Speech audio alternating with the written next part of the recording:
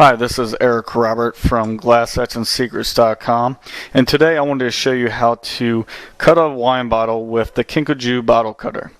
This is something that came out a few years ago. It's relatively newer, and it's really a pretty cool concept that makes things cutting your bottles a lot easier. So to start off, you basically have to loosen these nuts so you can get this around the bottle.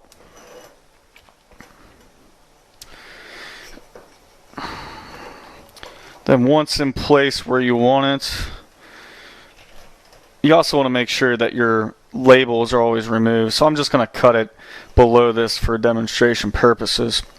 So once it's there, you want to tighten both these nuts evenly until it kind of stays in place. You don't want to you want to make it snug, but you don't want to over tighten it. And I'll explain why in a little bit.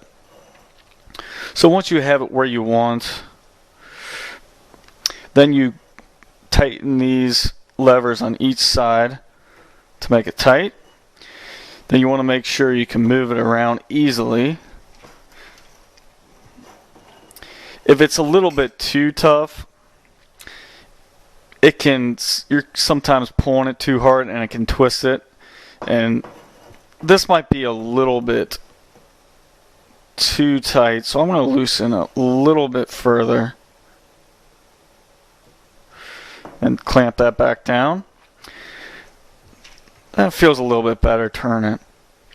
So once you're ready to cut, you just put this lever down to engage the blade, and they suggest that you hold the cutter and you turn the bottle, and you want to turn it just one cycle around the bottle until it reaches the finish line right there.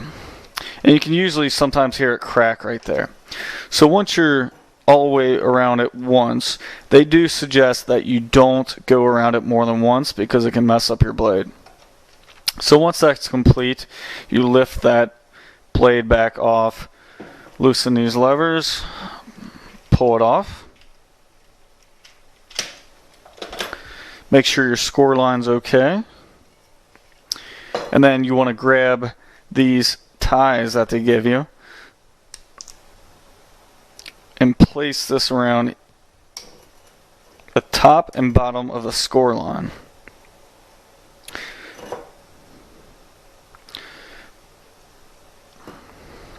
And these help contain the hot and cold water within this score line so it separates better.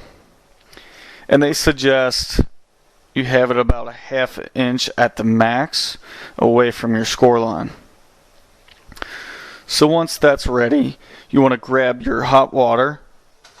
It should be almost near boiling, and try to aim it within this line. It is actually better to use a little amount of water and make sure you aim it in there.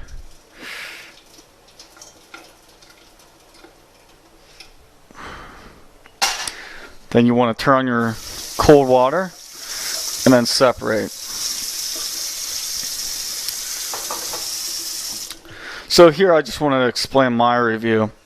This does seem like it takes a little bit more practice than some of the other cutting methods, but as you can see, I've only tried this maybe a few times and I'm not perfect at it yet. You can see here there's a little bit of learning curve, and I did not make it cut perfect, so